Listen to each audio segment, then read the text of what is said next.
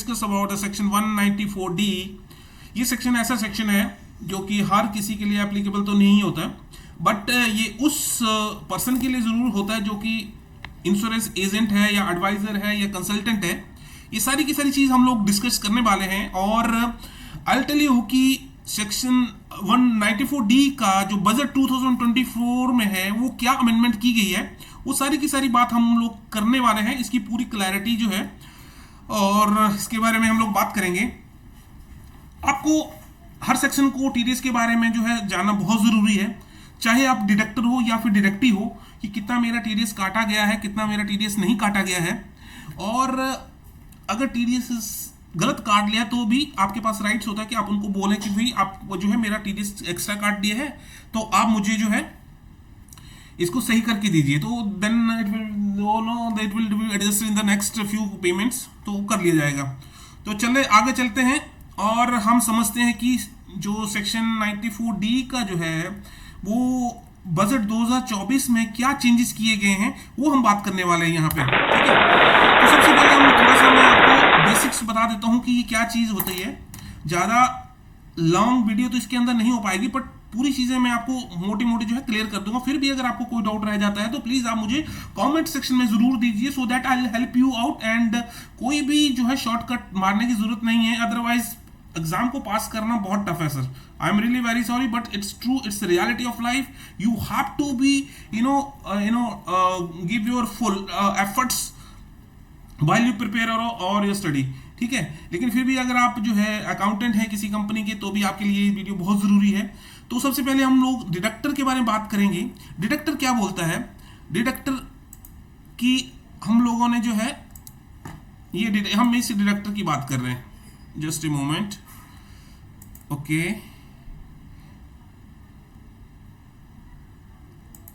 This one, okay. जो deductor होता है वो आरडीए के द्वारा जो प्रोवाइड कराई गई कंपनियां होती हैं, ठीक है। डिडक्टर जो होता है, आप जो एक ऑर्गेनाइजेशन होता है, जिस तरह से जो है बैंकों के लिए आरबीआई होता है, उसी तरह इंश्योरेंस कंपनियों के लिए आईआरडी होता है, ठीक है, insurance regulatory development of India authority.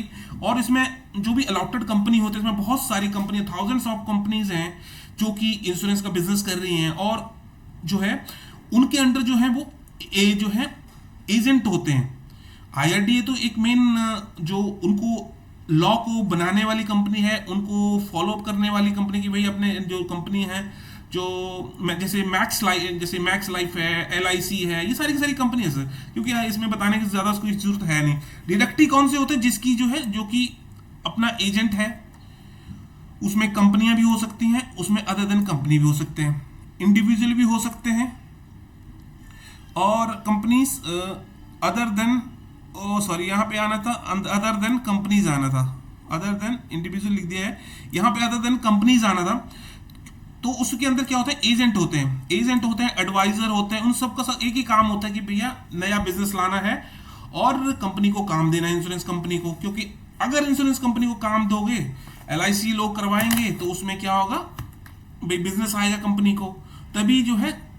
LIC का हम एग्जांपल लेते हैं, पूरे के पूरे हम लोग इस वीडियो में जो है हम लोग सिर्फ इसका जो है एलआईसी का एग्जांपल लेंगे। वो एक कंपनी है और कंपनी उसका काम है भाई इंश्योरेंस जो है करना लोगों का, ठीक है। तो उस केस में क्या होता है? कौन करता है? कभी आपने एलआईसी को मार्केट में जाते हुए देखा नहीं होगा। वो क्या होता है? वो सारे के सारे जो है वहाँ के एजेंट होते हैं या फिर एडवाइजर होते हैं या कंसल्टेंट होते हैं।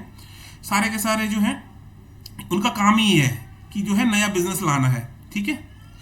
और नया जब बिजनेस लाते हैं तो ऑटोमेटिकली क्या होता है? बिजनेस जनरेट होता है कंपनी के लिए, उसके लिए जो है उनको कमीशन दिया जाता है, और कमीशन दिया जाता है तो उसका क्या करते हैं? चलिए आगे चलें, जस्ट ए मोमेंट, बैक चलते हैं। एक देख लिया, इस पे आ जाता है। इसमें नेचर ऑफ वर्क क्या होता है, इसको क्लियर कर देते हैं। नेचर ऑफ वर्क क्या होता है? वो उनका मैंने अभी आपको फ्यू सेकंड मैंने पहले बता दिया कि या तो वो सेलिंग ऑफ न्यू पॉलिसी है, या फिर रिन्यूअल ऑफ पॉलिसी है, या फिर रिवाइवल ऑफ पॉलिसी है। सेलिंग नई पॉलिसी तो समझते हैं, रिन्यूअल भी मतलब जिसकी जो है आपका रिन्यू करनी है पॉलिसी, मतलब हर साल जो उसकी एक्सपायरी हो जाती है, आई मीन कि भाई उसको रिन्यू करना है। समझ रहे हो मेरी बात? अब जैसे कि आपका गाड़ियों का इंश्योरेंस होता है, वो हर साल जो है खत्म हो जाता है, तो हर साल खत्म हो जाएगा तो उसमें क्या होगा, गाड़ियों का जब इंश्योरेंस खत्म हो जाएगा तो दूसरे साल फिर करवाना पड़ेगा आपको, दूसरे साल फिर कराना, उसको रिन्यू करते हैं, जो कंटिन्यूटी में चलता है, हर अगले साल फिर खत्म हो जाएगा, उसके बाद फिर खत्म हो जाएगा। That is regularity. Revival of policies are those policy जो कि काफी साल से डेड पड़ी हुई है, उनको जिंदा करना है, तो उसके लिए सारे के सारे मैं आपको ये बता दूं कि उनको कमीशन मिलता है सर। ठीक है, ये सारे के सारे वो एजेंट्स का काम है, एडवाइजर का काम है, कंसल्टेंट का काम है, ये सारे के सारे बिजनेस लाना। इन सारे बेस में अब आगे चलते हैं। ठीक है, अब आगे चलते हैं, तो आगे क्या बोलते हैं, आगे बोलते हैं, अब आ जाते हैं टीडीएस के रेट क्या है। जो सबसे बड़ा मुद्दा है वो है टीडीएस का रेट्स का। तो टीडीएस के रेट्स के बारे में ही हम लोग बात करने वाले हैं यहाँ पे, क्योंकि पूरा का पूरा ये वीडियो उसी के ऊपर, क्योंकि आपने अगर इसको मिस कर दिया है तो फिर बहुत मुश्किल है।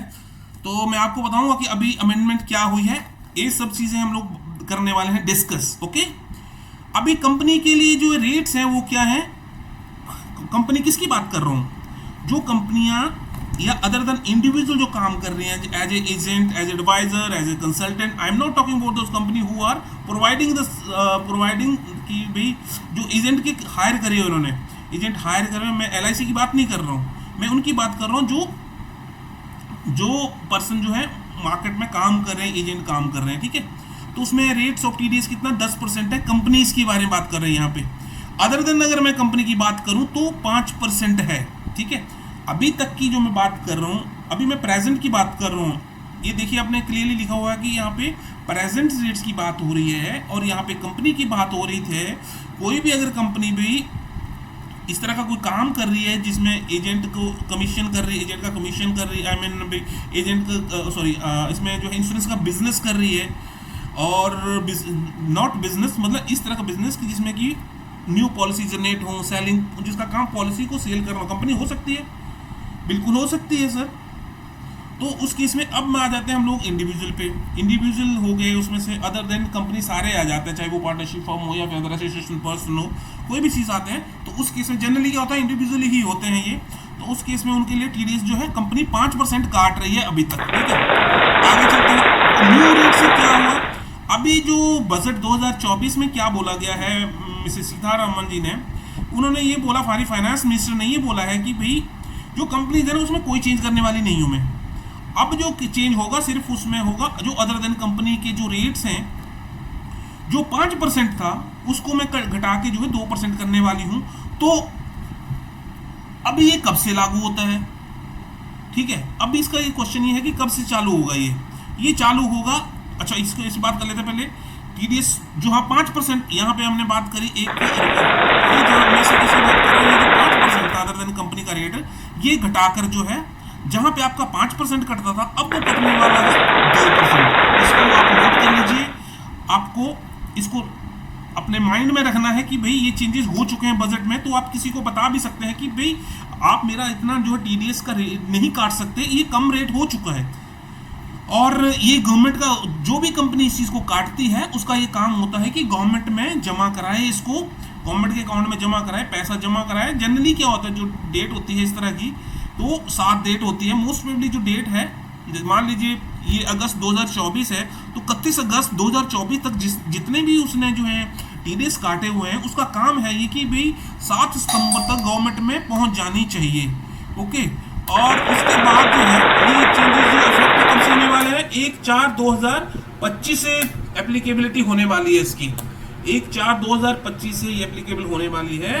तो आप 31 मार्च 2025 तक तो आपको टेंशन लेने की जरूरत नहीं है। 1/4/2025 से ये रेट्स जो हम कम होने वाले हैं। तब तक के लिए थैंक यू सो मच, और ऐसे ही मिलते हैं सेशन में। तब तक के लिए थैंक यू सो मच।